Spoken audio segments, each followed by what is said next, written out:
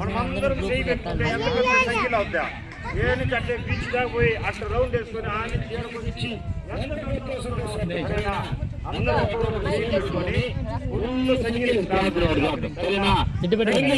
ఏం చేయాలంటే నీ పక్కన ఉండే వాళ్ళ కొరకు ఈ పక్కన ఉండే వాళ్ళ కొరకు ప్రార్థన చేస్తే సార్. అదే మరి వాళ్ళు ఆ పక్కన ఉండే వాళ్ళ కొరకు ఈ పక్కన ఉండే వాళ్ళ కొరకు ప్రార్థన చేస్తే సార్. సరేనా? అర్థమైందా? ఎంత పెద్ద సంఖ్యలో వస్తుందా? ஏன்னு சார்தாக போகல இங்கிருந்து அது வரைக்கும் போனோம். அங்கிருந்து அப்படியே எவ்வளவு பெரிய சங்கிலி வருதோ கையை பிடிச்சி ஜாம் பண்ணலாம். அது முடிச்ச பிறகு ஃபேமிலியா தனித்தனியா போய் ஜாம் பண்ணலாம். இது எல்லாமே இந்த 1 ஹவர்ல முடிச்சிடணும். புரியுதா? சரி, இப்போ நம்ம கடவுளுடைய வார்த்தையை தியானிக்கலாம். முதலாவது இன்னைக்கு நாம ஜெபிக்க வந்திருக்கிறோம். அநேகர் என்ன நினைக்கிறாங்க, ஏசப்பா சிலுவிலே அறையப்பட்டாரு, அவரை பார்த்து பரிதாபங்கள் தெரிவித்து அவரை பார்த்து அழுதுட்டு போகணும்னு நாம நினைக்கிறோம். ஆனா ஏசப்பா எப்படி தெரியுமா, நீங்க எனக்கு அழுது என்ன பண்ண போறீங்க, என்ன நான் என்ன ரட்சிக்க முடியாதுன்னு நீங்க நினைக்கிறீங்களா, எனக்கு எதுக்கு உங்களை அனுப்பது ஆபங்கள் அப்படின்னு அவரு நம்மளை பார்த்து ஒரு வார்த்தை சொல்ல விரும்புறார். என்ன வார்த்தை தெரியுமா? நம்ம எல்லாருக்கும் தெரிஞ்ச வார்த்தை தான். எடுத்து வாசிங்க. லூக்கா 23ஆம் அதிகாரம் 28வது வார்த்தை. 23:28. இயேசு அவர்களுக்கு முகமாய் திரும்பி, எருசலேமின் குமார்த்திகளே, நீங்கள் எனக்காக அழாமல் உங்களுக்காகவும் இயேசப்பா அவரை பார்த்து பாவம் பரிதாபம் அவர் ரத்தம் சிந்தார் அடிக்கப்பட்டாரு சொல்லி அவருக்காக அழுகிற மக்களை பார்த்து ஆண்டு சொல்றாரு, எனக்காக நீங்க அழ வேண்டாம். మాస్టర్ బైబిల్ ఎత్తుకోవాలి కదా, కెమెరా ఆఫ్ చేసేసి మెడలో మాటించుకో, కొంచెం పట్టణం పెట్టుకో, రింగులు మట్టికి ఎత్తేటప్పుడు అది ఎత్తేటప్పుడు మట్టికి ఎత్తుకోవచ్చు. స్టాండ్ లెక్కన చూడు మిస్ అవుతుంది. తగిలిందంటే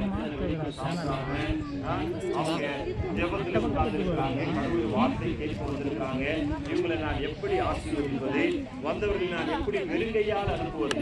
ஏசப்பா கிட்ட வந்தவங்களை யாரும் வெறுங்கையால் அனுப்ப மாட்டாங்க. சொன்னாங்க, இவங்களை சீக்கிரமா அனுப்பிடுங்க, இது அப்பம் கிடைக்காதுன்னு. ஆண்டவர் சொன்னாரு, அப்படி நான் எப்படி அனுப்புவேன், போகும்போது வழியில சூழ்ந்து போவாங்க, அவங்களுக்கு அப்பங்களை நீங்க தான் கொடுக்கணும்னு சொன்னாங்க. அப்போ சீசன் அப்போ எதிர்மீதான் இருக்கிறாரு. என்ன பண்ண சொன்னாரு, அவர் கொண்டு வாங்கன்னு சொல்லி ஆசீர்வதித்து வந்தவங்களை விரும்பி அனுப்பல, ஆகாரம் கொடுத்து திருப்தியாக சந்தோஷமாக அனுப்பினார். இன்னைக்கு கூட உங்களை பார்த்து ஆண்டவர் சொல்ற வார்த்தை என்ன தெரியுமா, நீங்க எனக்காக அழாதீங்க, நான் சிலுவையில் அறையப்பட்டேனே, உங்க பரிதாபங்கள் எனக்கு தெரிவிக்காதீங்க. நீங்க ஒருவேளை அப்படி செய்வீங்கன்னா என் மனசெல்லாம் எப்படி தெரியுமா இருக்கு, என் மனசு ஃபுல்லா உங்க குடும்பத்தை குறித்து தான் இருக்கு, உங்க பிள்ளைகள் குறித்து தான் இருக்கு, உங்களுடைய ஃபியூச்சரை குறித்து தான் இருக்கு. நான் எப்போதும் உங்களை குறித்து தான் கவலைப்படுறேன். நீ தனியா உட்காந்துட்டு ஐயோ நான் மட்டுமே சரியா இருக்கிறேன் எங்கேயோ யோசனை பண்ணிட்டு இருக்கிறியா, ஆண்டு என்ன பண்றாரு, உணவு குறித்து தான் மகனே உனக்காக உன் பிள்ளைகளுக்காக அப்படின்னு உனக்காக உன் பிள்ளைகளுக்காக அக்கறை கொடுக்கிறேன், உன் குடும்பத்துக்கு உன் பிள்ளைகள் நல்லா வளரணும், நல்லா படிக்கணும், அவங்க உனக்கு மேல என்ன பண்ணணும், சமுதாயத்தில் முன்னுக்கு வரணும், அவங்க எப்படி நான் முன்னுக்கு கொண்டு வரேன், அவங்க எப்படி நான் பலப்படுத்தணும், அவங்களுக்கு எப்படி நல்ல வாழ்க்கை கொடுக்கணும். அவங்களுக்கு நிறைய பிரச்சனை இருக்கு, குடும்பத்துல அநேக பிரச்சனைகள் இருக்கு, சமாதானம் இல்லை, சந்தோஷம் இல்லை, கவலையோடு இருக்கிறீங்க. ஏசப்பா இன்றைக்கு அவருடைய மனசு அவருடைய கவலை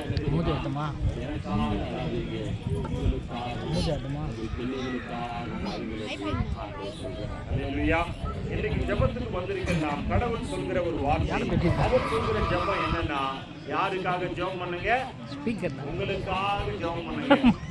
சிலுவை தியானத்துக்கு வந்திருக்க நமக்கு கர்த்தர் சொல்ற வார்த்தை என்ன தெரியுமா, உங்களுக்காக ஜெபம் பண்ணுங்க. என்ன தெரியுமா, நீங்க ஜெபம் பண்ணா அற்புதம் நடக்கும். அல்லேலூயா. இயேசுப்பா அந்த சிலுவை பாடுகளிலே இருக்கும்போது அவருடைய மனசு நீங்க நல்லா இருக்கணும், நீங்க நல்லா வேலை செய்யணும், நீங்க நல்லா படிக்கணும், நீங்க எப்படி முன்னேறணும், நீங்க சமுதாயத்திலே வளர வேண்டும். நீங்க ஒரு படி ஸ்டெப் நல்ல வாழ்க்கையிலே முன்னேறி வர வேண்டும் சொல்லி ஆண்டவர் சிந்தையெல்லாம் உங்களுக்கு கொடுக்கிறாங்க. உங்க பிள்ளைகளை குறித்து, உங்கள் குடும்பத்தை குறித்து நீங்கள் வாழ்க்கையிலே முன்னேற வேண்டும் என்று ஆண்டவர் விரும்புகிறார். அல்லேலூயா. ஆனா சாத்தான் என்ன பண்ணி தெரியுமா? திருடவும் கொல்லவும் அழிக்கவும் கரெக்டா சொல்றேன் அந்த வண்டி அப்படி வருவான். நம்ம வாழ்க்கையில திருடத்துக்கு அப்புறம் கொல்றதுக்கு நம்மள அழிக்கிறதுக்கு ஒண்ணுமே இல்லாம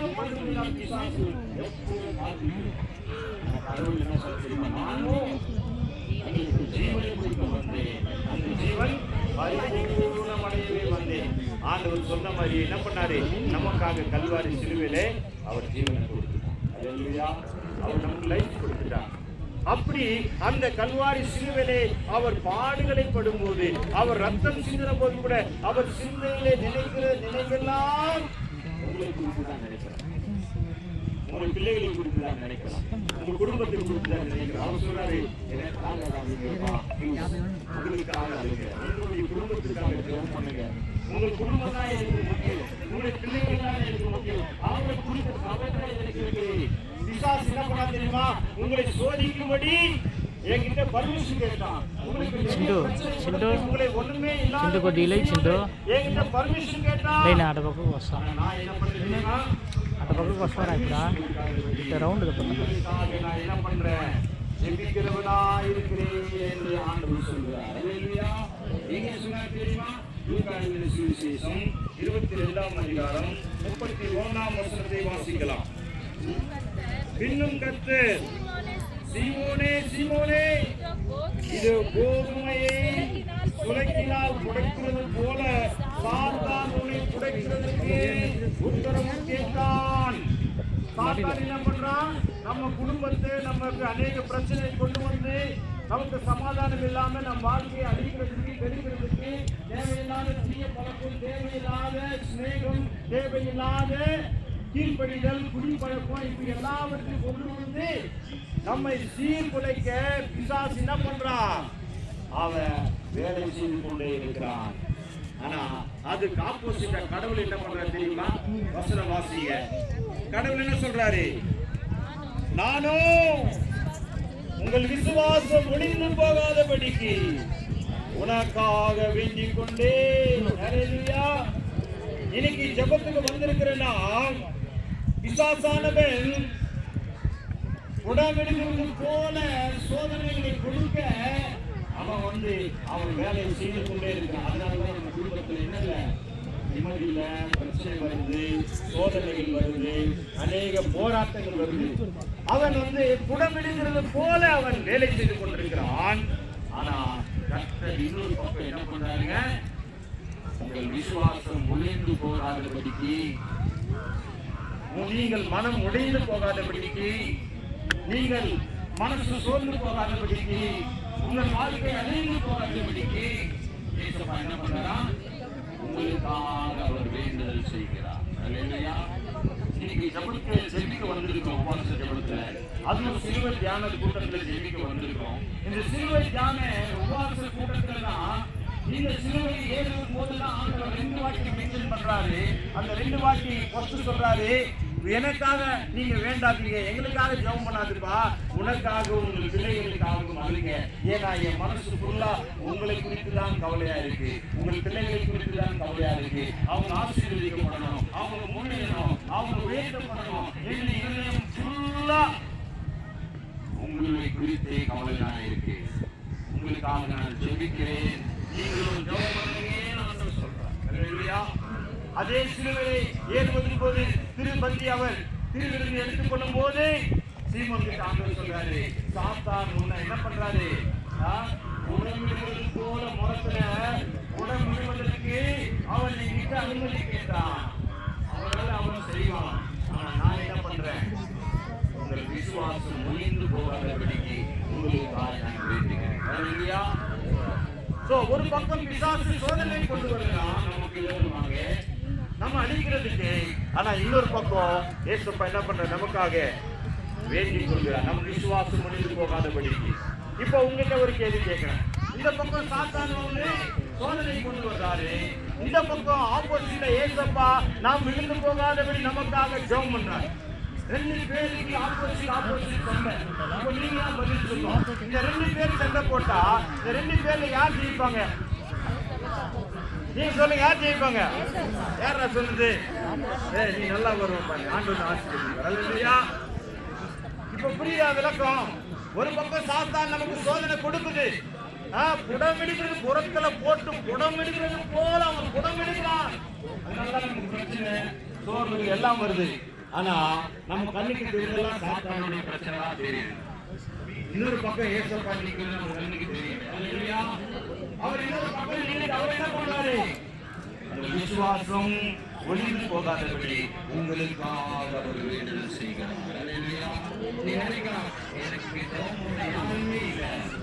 எங்க அப்பா பாஸ் கிடையாது, எனக்கு ஜெபம் பண்ண. எங்க வீட்டுல யாருமே எனக்காக ஜெபம் பண்ண மாட்டாங்க. நான் ஒரே ஒரு ஆள், இப்பதான் நான் ரட்சிக்கப்பட்டேன். எனக்கு பிரேயர் சப்போர்ட்டே கிடையாது, எனக்காக யாருமே ஜெபத்துல தாங்குறவங்க கிடையாது அப்படின்னு நீங்க நினைக்கலாம்.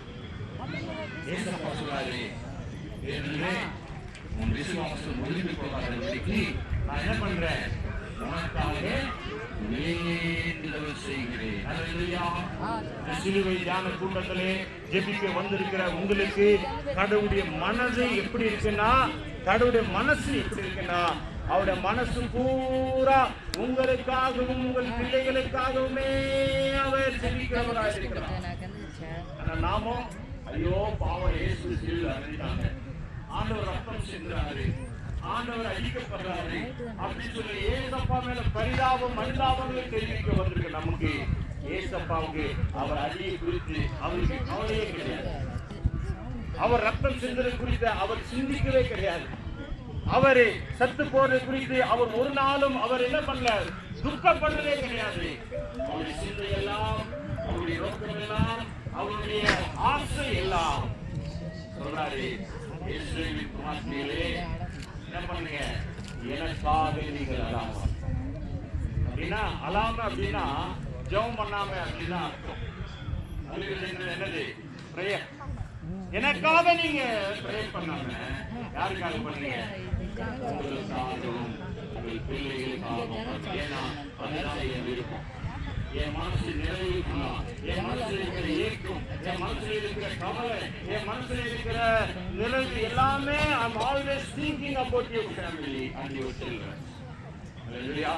அவங்க நல்லா வரணும், அவங்க நல்லா படிக்கணும், அவங்க நல்ல டிகிரி வாங்கணும், நல்ல வேலையில உட்காரணும், நல்ல சம்பளம் வாங்கி அவங்க மேன்மேலும் வளர்ந்து மேல உட்கார்ந்து என் நாமத்தை மகிமைப்படுத்தணும். அல்லேலூயா.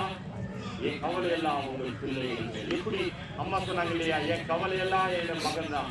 ஏன்னா ஒரு ஆம்பளை பையன் தான் வீட்டுக்கு முக்கியம். அவன் நல்லா இருந்து அவன் மூலமா தான் நம்ம பேர் நிறுத்தப்படும். ஒரு அம்மா எப்படி தம் பிள்ளை மேலே எவ்வளவு அக்கறை கொண்டு பேசுறாங்களோ அதே மாதிரி தான் இயேசுவானவர் சிலுவையிலே அவர் ஆணிகள் அடிக்கப்படும் போதும் ரத்தம் சிந்தும் போதும் அவர் மரணத்துக்கு சமீபமாய் அவரை கொண்டு போன போதும் அவருடைய மனசுக்குள்ளாய் என்னை நிறைந்திட்டு எனக்காக நீங்க வரீங்க, எனக்காக நீங்க ஜெபம் பண்ணுங்க. நான் நினைச்சேன் பூரா கேமரானா எடுத்து என்ன பண்றேன்? மிஸ்டர் கேமரானா எடுத்து பேட்டரி ஜானி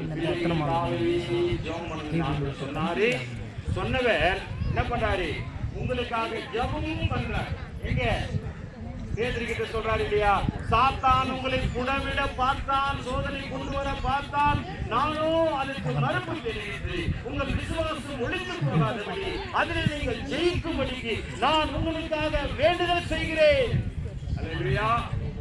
நீயும் நானும் ஆராதிக்கிற கடவுள் நம்முடைய நன்மையை விரும்பி, நம் ஆசீர்வாதத்தை விரும்பி, நம் சோதனைகளை ஜெயிக்கும்படிக்கு நமக்காக தேவன் என்ன பண்கிறவரா இருக்கிறார்? வேண்டுதல் செய்கிறவராய் இருக்கிறார். அல்லேலூயா. ஏசப்பா எப்படி வேண்டுதல் செய்வார் தெரியுமா? எப்படி செய்வார் தெரியுமா? இயேசு வாசிங்க, ரோமர்கள் எழுதின நிருபம் 8ஆம் அதிகாரம் 26ஆம் வசனத்தை வாசிக்கலாம். ரோமர் 8:26. அந்தபடியே ஆவியானவரும் நமது பலவீனங்களில் நமக்கு உதவி செய்கிறார். நல்லா கேட்க. அந்தபடியே ஆவியானவர் நம்முடைய பலவீனங்களிலே நமக்கு உதவி செய்கிறார். உதவி செய்கிறார். யாருமே இங்க பலவான் கிடையாது. எல்லாருக்கும் ஒரு பலவீனம் இருக்கு. சில பேர் குடிப்பாங்க, சில பேர் பெட்ரோல் ஊற்றுவாங்க, சில பேர் பொய் சொல்லுவாங்க, சில பேர் திருடுவாங்க. எல்லாருமே ஒரு பலவீனம் இருக்கு. ஆண்டவர் சொன்னார், ஆவியானவர் நம்முடைய பலவீனங்களிலே நமக்கு உதவி செய்கிறார். உதவி செய்கிறார். நாம் ஏற்றபடி வேண்டிக் நாம் ஏற்றபடி அறியாமல் இருக்கிறபடியால் வேண்டிக் கொள்கிறது என்னதென்று அறியாதிருக்கிறபடியால் ஆவியானவர் தாமே வாக்கு கடங்கா பெருமூச்சுகளோடு நமக்காக வேண்டுதல் செய்கிறார். அல்லேலூயா. நீங்க ஏசப்பா பாவம், அவர் அடிக்கப்பட்டார், காயப்படுத்தப்பட்டார் அப்படின்னு அவரை பார்த்து அவருக்காக ஜெபித்து அனுதாபங்களை தெரிவிக்க வந்திருக்கிற உங்களுக்கு ஆண்டவர் சொல்றாரு, நீங்க எனக்காக அழ வேண்டாம், உங்களுக்காக, ஏன்னா என் மனசு பூரா, என் கவலை பூரா உங்களை குறித்து இருக்கு. நீங்க நல்லா வாழ வேண்டும், நீங்க நல்லா ஆசீர்வதிக்கப்படணும், உங்கள் பிள்ளைகள் வளர வேண்டும், அவர்கள் முன்னேற வேண்டும். என் மனசு ஃபுல்லா நிறைவு உங்களுக்காகவும் உங்கள் பிள்ளைகளுக்குரிய எதிர்காலத்தை குறித்து இருக்கிறது. அவர்களுக்காக சொல்கிறோம். அல்லேலூயா. மேலும் சொன்னவர் சும்மா இல்ல, நமக்காக ஜெபம் செய்கிறார். எப்படி? அது நெக்ஸ்ட். எப்படி நமக்காக ஜெபம் பண்றார்? நம்முடைய விசுவாசம் ஒழிந்து போகாதபடி. சாத்தான் நமக்கு அநேக சோதனைகளை கொடுக்கிறான். விசுவாசம் அநேக பிரச்சனைகளை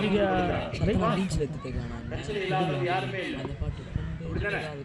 எல்லாருக்குமே ஏதோ ஒரு சாத்தான் ஏதோ ஒரு பிரச்சனை கொடுக்கும். ஆனா அந்த பிரச்சனைகளை நம்ம என்ன பண்ணணும்? ஒழிந்து போகாதபடிக்கு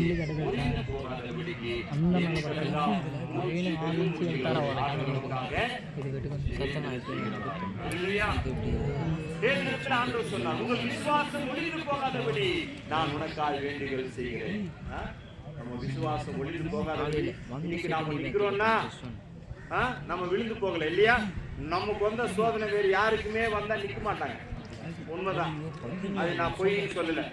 நமக்கு வந்த கஷ்டம், நமக்கு வந்த சோதனை வேற யாருக்குமே வந்தா நிக்க மாட்டாங்க. ஆனா நம்ம இன்னைக்கு நிக்கிறோம். காரணம் என்ன தெரியுமா? ஏசப்பா என்ன பண்ணாரு? நாம் விழுந்து போகாதபடிக்கு நமக்காக அவர் செய்கிறார். அல்லேலூயா.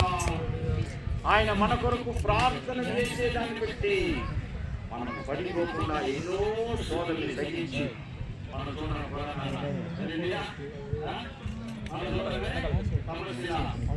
వెళ్ళం, ఎన్ని అప్పులు బాధలు, ఎన్ని కష్టాలు, ఎంత అవమానం, ఎన్ని నిందలు వేరే వాళ్ళు కానీ ఇన్ని చూసి కానీ సమాలించి మనం నిలబడినమంటే ఏం మనం నిలబడి చేస్తా? நாம் விழுந்து போகாதபடிக்கு, நாம் முறிந்து போகாதபடிக்கு ஆண்டவர் நமக்காக என்ன பண்றாரு? வேண்டுதல் செய்கிறார். வேண்டுதல் செய்கிறார். அப்படின்றோடு சரி. இப்போ எப்படி வேண்டுதல் செய்கிறார் அந்த டீட்டெயில் வேணும் இல்லையா? கடவுளே ஃபர்ஸ்ட் பாயிண்ட் என்னன்னு, எனக்காக ஜெபம் பண்ணாதீங்க, உங்களுக்காக உங்கள் பிள்ளைகளுக்காக ஜெபம் பண்ணுங்க. என் மனசு பூரா உங்களை குறித்து கவலை தான் இருக்கு. என் பிள்ளைகள் எப்படி ஆசீர்வதிக்கப்படணும், அவங்க எப்படி முன்னேறணும், அவங்க எப்படி வாழ்க்கையில ஜெயிக்கணும், எப்படி கரத்தை உயர்த்தணும் சொல்லி உங்களை குறித்து கவலை தான் இருக்குன்னு ஆண்டவர் சொல்றாரு. ஆண்டவரே சொன்னாரு, உங்களை குறித்து கவலை தான். ஏன்னா பிசாசு உங்களை சோதனை இடுகிறான், குடமிடுகிறான். அவன் எடுத்தோம் ஒரு பக்கம், இன்னொரு பக்கம் நான் என்ன பண்றேன்? நீங்க விழுந்து போகாதபடி உங்களுக்காக வேண்டுதல் செய்கிறேன் என்று சொன்னார். அது வரைக்கும் நமக்கு புரிஞ்சிச்சு. மூணாவது சப்ஜெக்ட் வந்து வேண்டுதல் செய்கிறார் அப்படின்னா போதாது. எப்படி வேண்டுதல் செய்கிறார்? How he is praying. அல்லேலூயா. அது இம்பார்ட்டன்ட் இல்லையா? எப்படி ஜெபம் பண்ணாரு? நீங்க உங்களுக்கு கேட்டா நீங்க சொல்லுவீங்க, நாங்க மகாபலிபுரம் போய் காலையிலிருந்து மத்தியானம் வரைக்கும் சாப்பிடாம ஃபாஸ்டிங் இருந்து நாங்க வெயில் பார்க்காம உட்கார்ந்து ஜெபம் பண்ணணும் சொல்லுவோம் இல்லையா? அதே மாதிரி ஏசப்பா நமக்காக எப்படி ஜெபம் பண்றார்? அது இல்லையா? அது பைபிள் சொல்லுது. ஏசப்பா நமக்காக எப்படி ஜெபம் பண்ணாரு? பரிசுத்த ஆவியானவர் எப்படி ஜெபம் பண்றாரு? வசனம் சொல்லுது, ரோமர் 8:26. அந்தபடியே ஆவியானவரும் நமது பலவீனங்களில் நமக்கு உதவி செய்கிறார்.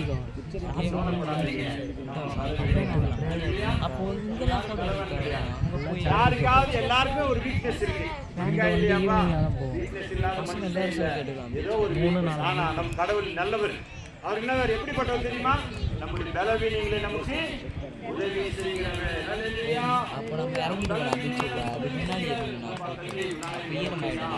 உன்னால வந்து நடக்க முடியலையா? உன்னால ஆண்டவர் வர முடியலையா? நான் உனக்கு ஹல்லேலூயா. என் கரத்தை பிடிச்சிக்கோ. என்னப்பா நீ தண்ணியில நடக்க முடியலையா? முங்கிட்டு போறியா? கவலைப்படாத, நான் கையை பிடிச்சி உன்னை மேல தூக்குறேன், நான் உனக்கு உதவி செய்யறேன்னு சொல்லி ஆண்டவர் எப்படி நமக்கு ஜெபம் பண்றார்? வசனம் சொல்கிறது, நம்முடைய பலவீனங்களிலே நமக்கு உதவி செய்கிறார். ஹல்லேலூயா. உதவி செய்கிறார். எப்படி உதவி செய்கிறார் தெரியுமா? வேண்டி கொள்ள வேண்டியது இன்னதென்று நமக்கு அறியாது இருக்கும் போது. நிறைய பேருக்கு தான் பிரச்சனை. பிரார்த்தனை செய்யலையா? ప్రార్థన చేయాలి, ఎక్కడ ప్రారంభించాలి, ఏం చేయాలని வேண்டி கொள்வது என்னதென்று தெரியாது இருக்கும்போது கவலைப்படாதீங்க. நமக்கு எப்படி ஜெபம் பண்ணனே தெரியாது இருக்கும்போது ஆவியானவர் தாமே வாக்கு கடங்கா பெருமூச்சிகளோடு நமக்காக வேண்டுதல் செய்வார். ஹல்லேலூயா. హల్లెలూయా. நமக்கு ఎలా ప్రార్థన చేసే మనకు తెలవదు. అంతే కదా. ఇప్పుడు ఈరోజు వచ్చిన వాళ్ళందరికీ ప్రార్థన చేయమంటే ఆశ ఉంటుంది. ప్రార్థన చేయొచ్చు, దేవుడికి రావచ్చని. అది ఎంత ప్రార్థన చేయాలని తెలవదు. అందుకే దేవుడు ఏమంటాడా, మీ బలహీనతలో మీకు సహాయం చేసేదేమో నేను మీ కొరకు ఏం చేస్తున్నా, నీకు ప్రార్థన చేసి తెలవకపోయినా నేను ఉనకాக என்ன பண்ண போறேன்? வாக்கு கடங்கா பெருமூச்சிகள். ఇది చాలా మనకి అండర్లైన్ చేసుకోవాల్సిన వాక్యం. ఎట్టమా? వాக்கு கடங்கா பெருமூச்சிகளோடு விவரிக்க முடியாத பெருமூச்சி அப்படின்னு சொல்லணும். ஏசப்பா நீங்க ஜெபம் பண்ண வந்திருக்கீங்க. உங்களுக்கு தெரியுதுன்னா நான் ஃபாஸ்டிங் ப்ரேயர் போறேன், உபவாச ஜபத்துக்கு போறேன், நான் போய் முட்டி போட்டு ஆண்டு விட்டு ஜெபம் பண்ண போறேன்னு நமக்கு தெரியும். நான் பைபிள் என்ன சொல்லுறது தெரியுது, நீங்க எப்படி ஜெபம் பண்ணணும் உங்களுக்கு தெரியல. அதனால உங்களுக்கு உதவி செய்யறதுக்காக பரிசுக்காக என்ன பண்ணா, உங்களுக்காக సఖ్యము కానీ మూలుగులతో ఆ ఆత్మ తానే మన పక్షముగా విజ్ఞాపన చేస్తుంది. ஹல்லேலூயா. தமிழ் என்ன சொல்லிருக்குமா? వాక్కు కడగాదే పెరుమూచిகள் అంటే దేవుడు ఎంత బాధతో ఎన్ని వాక్యాలు మీ కొరకు ఆయన వేసి మీ జీవితంలో యేసయ్య ప్రార్థన చేసే దేవుడు. హల్లేలూయా. అనుకోవచ్చమ్మా నాకు సరి ప్రార్థన చేసే గలవదా? మరి చర్చిలో 40 దినాలు ఉపవాస కూటాలు ప్రార్థనకు రామంటే ప్రార్థనకు వస్తారు, కానీ ప్రార్థన చేయమంటే ప్రార్థన చేసే తెలియలా, ఎక్కడ చేయాలా, ఏం చేయాలా అనేసి దిగులు పడగాక భయపడగాక వాక్యం ఏమంటారు తెలుసా? నీకు ఎక్కడ ప్రారంభించాలా, ఏం చేయాలని తెలవకపోతే కానీ పర్వాలేదు, పరిశుద్ధాత్మ దేవుడు ఏం చేస్తాడమ్మా, நீ பக்கன வச்சு வாக்கு கடங்காத பெருமூச்சிகளாக உனக்காக ஒரு வேண்டுதல் செய்கிறார். நான் ప్రార్థన చేసి తెలియలేదు, ఎక్కడ ప్రారంభించాలన్న ఎక్కడ ముగించాలన్న దేవుడు నా కొరకు ప్రార్థన చేస్తాడు, దేవుడు నాకు సహాయం చేస్తాడు. మా ఇంట్లో ఎవరు అందరూ పాస్టర్లు లేరు, నా కొరకు ప్రార్థన చేసేవాళ్ళు లేరు, నాకు మరి ఎవరు సహాయము ఏంటి దిగులు పడుతున్నారా? வாக்கியம் மட்டுமே உங்கள் விசுவாசம் ஒழிந்து போகாதபடி உங்களுக்காய் நான் வேண்டுதல் செய்கிறேன். எப்படி வேண்டுதல் செய்யலாம்? வாக்கு கடங்காத பெரும் மூச்சிகளோடு நமக்காக வேண்டுதல் செய்கிறவர்கள். ஹல்லேலூயா. பிரியமானவர்களே, దేవుని బిడ్డలారా, ఈ దినము మరి ఎక్కడైనా మహాబలిపురం పోయి నేను ప్రార్థన చేయాలా, ఉపవాసం నుండి దేవుని దగ్గర నేను మొరపెట్టాలని వచ్చిన నీకు దేవుడు చెప్పే వాక్యం ఏంటంటే, మీరు ఎంత ప్రార్థన చేయాలనుకుంటున్నారో దానికైనా ఎన్నో రేట్లు అధికంగా యేసయ్య మన కొరకు ప్రార్థన చేసే దేవుడయ్యా. ஹல்லேலூயா. ఆయన మనసంతా அவருடைய சிந்தையெல்லாம் அவருடைய இருதயமெல்லாம் அவர் நிறைந்திருக்கிறது ஃபுல்லா ஒரே வழிதான். அவர்களுக்காகவும் பிள்ளைகளுக்காகவும் செபிக்கிறவராக அக்கறை உள்ளவராக. హల్లెలూయా. ప్రియమైన వాళ్ళారా, ఈ దినము ఫాస్టింగ్ ప్రేయర్ మనం వచ్చాం.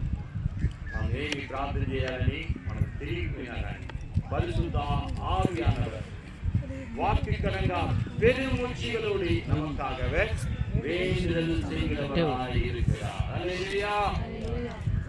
ஏசப்பா சிலுவையிலே ஏறுவதன் போது அவர் ஜெபிக்க சொன்ன ஜெபத்துக்கு ரிலேட்டடான வசனங்களை பார்க்கிறோம். ஆண்டவர் என்ன பண்ணாரு? உங்கள் விசுவாசம் ஒழிந்து போகாதபடி உங்களுக்காக நான் வேண்டுதல் செய்கிறேன் என்று ஆண்டவர் சொன்னார். ஹல்லேலூயா. கடைசியிலே அந்த சிலுவை மரம் ஏறும்போது ஏசப்பா என்ன பண்ணார் தெரியுமா?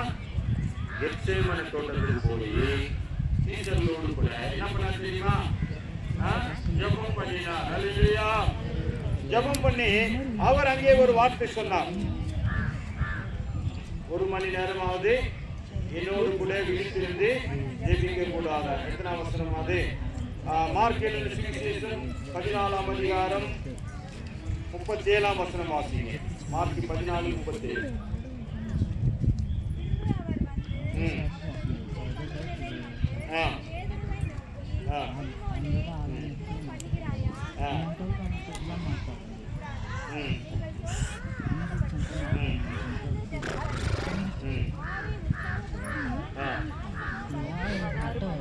ஹல்லேலூயா. ஏசப்பா சிலுவை பாடுகளை அனுபவிக்கும் போது ஜெபத்தை குறித்து 3 இடத்துல சொல்லியிருக்கிறார். ஒன்று எங்க சொன்னாரு? அந்த திருவிருந்து பந்தியை எடுக்கும்போது சொன்னாரு, உனக்கு சோதனை வரும்போது உன் விசுவாசம் ஒழிந்து போகாதபடிக்கு நான் என்ன பண்ணுவேன்? உனக்காக வேண்டுதல் செய்தேன்னு சொன்னாரு. 2வது வாக்கியம் எங்க சொன்னாரு? குமாரத்திலே எனக்காக உங்களுக்காக என்னுடைய ஜபம் எல்லாம் உங்களை குறித்துதான், என் கவலை எல்லாம் உங்களை குறித்துதான் அப்படின்னு சொன்னார் இல்லையா? 3வது அதே கெத்சேமனே தோட்டத்துல ஜபத்தை குறித்து ஆண்டவர் சொல்றாரு. என்ன சொல்றாரு தெரியுமா? நீங்க 1 மணி நேரமாவது விழித்திருந்து கூடாது. ఏసైకి అన్ని రెడీ చేశారు. తిరిగి వాళ్ళు ఎక్కిపోతున్నారు. ఏసైకి నిద్రస్తుందా? సాగుపోయేకి తెలుసు, ఏసైకి సాగు రాబోతుంది తెలిసిన ఆయనకి నిద్ర రాలా. ఆయన ప్రార్థన చేస్తున్నారు. శిష్యులందరూ తీసుకొని నాకు కొంచెం సపోర్ట్గా ప్రార్థన చేయండి.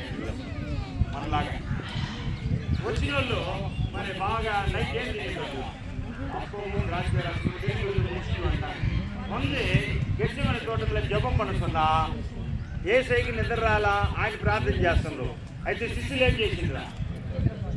బాగా నిద్రపోయారు. ఏసైకి నిద్ర రాలా. మా శిష్యులు నా కొరకు ప్రార్థన చేస్తుందని తిరిగి వచ్చి చూస్తే ఏం చేస్తారు? వీళ్ళ బాగా కొరకు నిద్రపోతా ఉంటారు.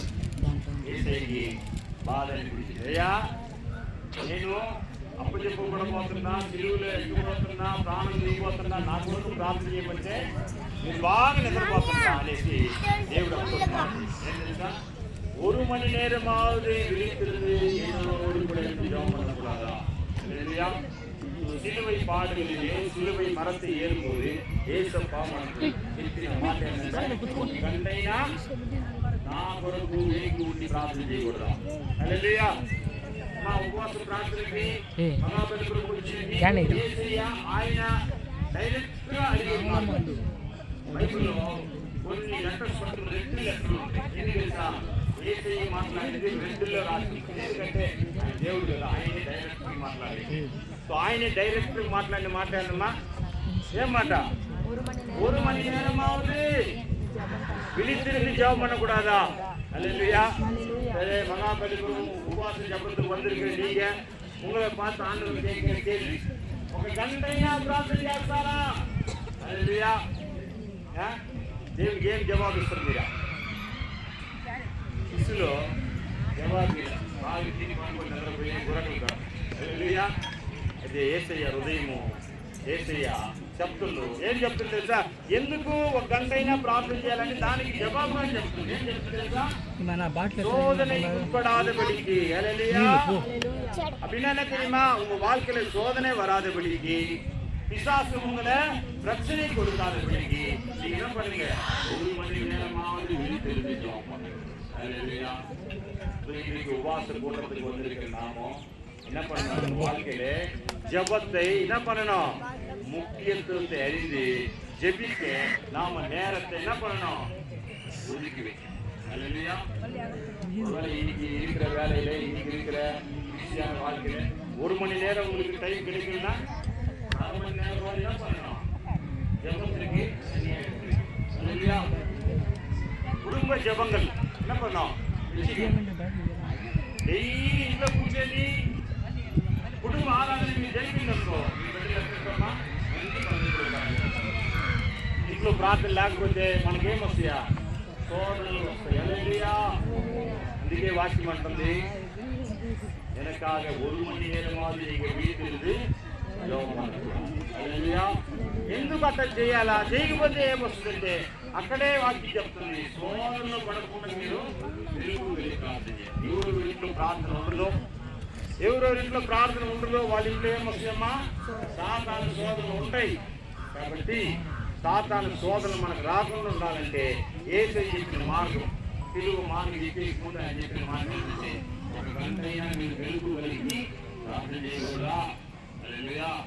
కాబట్టి ఈ వాక్యం ద్వారా దేవుడు మనతో ఏం మాట్లాడుతుందంటే, మన ఇళ్ళల్లో కానీ కుటుంబ ఆరాధన మనం పెట్టుకుంటే మనకి ఏ శోధనలు రావు. అవునా కదా?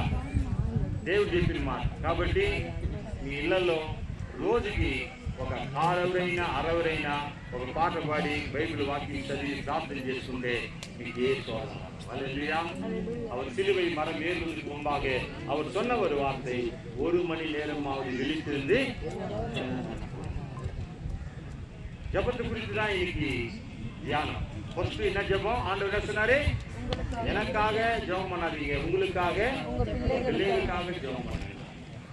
2வது ஆண்டவர் சொன்னாரு, பிசாசு உங்களுக்கு அநேக சோதனை கொடுக்கிறான், உங்கள் விசுவாசம் வலிந்து போகாதபடி உங்களுக்காக நான் ஜெபம் பண்றேன் அப்படின்னு சொன்னார். அது எப்படி ஜெபம் பண்ணாரு? வாக்கு கடங்கா பெருமுச்சிகளோடு நான் உனக்காக ஜெபம் பண்றேன்னு சொன்னார். 3வது பாயிண்ட் கடைசியில் சொன்னாரு, உங்க கண்ணையா ప్రార్థన చేయకూడదు. హల్లెలూయా. ఎందుకయ్యా గంటైనా ప్రార్థన చేయాలంటే సోదరులు పడకుండా మీరు తప్పించుకోవడాలంటే ఒక గంటైనా మనం ప్రార్థన చేయాలి. హల్లెలూయా. కాబట్టి మనం ప్రార్థన చేసి పోతున్నాము. యేసయ్య చెప్పిన మాట్లాడమ్మా, నా కొరకు ప్రార్థన చేయాలి, మీ కొరకు మీ పిల్లల కొరకు ప్రార్థన. హల్లెలూయా. మనకు సమయం లేదు కాబట్టి ఇప్పుడు మనం ఏం చెప్పాలంటే సంగీత ప్రార్థన.